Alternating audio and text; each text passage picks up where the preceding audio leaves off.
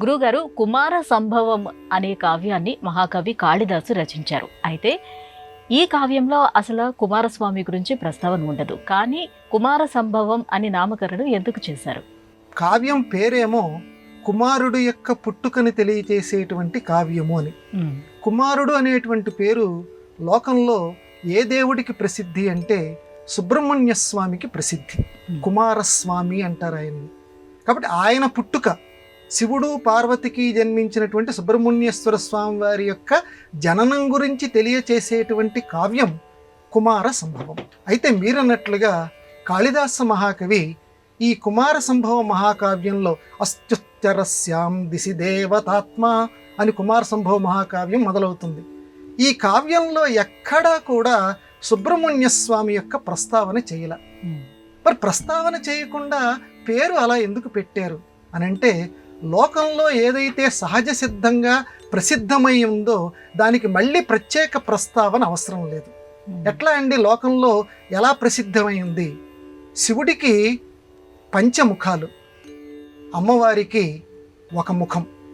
శివుడికి అమ్మవారికి జన్మించినటువంటి సుబ్రహ్మణ్యేశ్వర స్వామికి 6 ముఖాలు, కాబట్టి షణ్ముఖుడు. కాబట్టి అందువల్ల ప్రత్యేకంగా కుమారుడని ఆయన్ని ప్రస్తావన చేయాల. అది వాళ్ళిద్దరి శివుడి పార్వతుల కథలు చాలా చెప్పాడు కుమార సంభవంలో.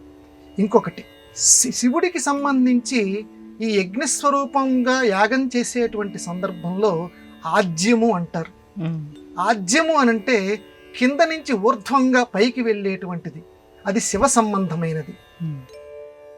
పైనుంచి పోసేటువంటి ఆజ్యం అదేమో అమ్మవారికి సంబంధమైనటువంటిది. కిందదేమో అగ్ని, పైనుంచి వచ్చేటువంటిది ఆజ్యం. ఈ అగ్నికి సంబంధమైనటువంటిది శివుడు, పైనుంచి వచ్చేటువంటి ఆజ్యమేమో అమ్మవారి సంబంధమైనటువంటిది. ఈ కింద నుంచి పైకి వెళ్ళేటువంటి ఈ అగ్ని సంబంధమైనటువంటివి ఊర్ధ్వ త్రికోణాలు అంటారు. పైనుంచి కిందకి వచ్చేటువంటి దాన్ని పరిభాషలో అధ త్రికోణాలు అంటారు. ఈ త్రి కలిపితే 6 కోణాలు. అందువల్ల షట్కోణాలు కలిపి షణ్ముఖుడయ్యాడు. అందువల్ల శివ పార్వతుల సంబంధమయం యొక్క మహిమని ఈ కావ్యంలో వర్ణించారు. కాబట్టి ప్రత్యేకంగా చెప్పనక్కర్లేదు. మీరు మా ఇంటికి రండి అని నాన్నగారిని పిలిస్తే ఇంట్లో అందరినీ పిలిచినట్టే లెక్క. అయ్యా మీరు కుటుంబ సమేతంగా రండి అని అర్థం. అలాగా శివుడికి సంబంధించి పార్వతికి సంబంధించి చెప్పాడు కాబట్టి, వాళ్ళ మహిమల్ని గురించి చెప్పాడు కాబట్టి ప్రత్యేకంగా కుమారుడు అని స్వామి యొక్క పేరుని ఈ కావ్యంలో పేర్కొనలేదని పెద్దవాళ్ళు చెప్పారు. అందుకే నమస్సోమాయచ రుద్రాయచ అని నమ్మకంలో ఒక మంత్రం వస్తుంది ఈ ఇందాక నేను చెప్పినటువంటి ఈ అగ్నికి ఆజ్యానికి సంబంధించి.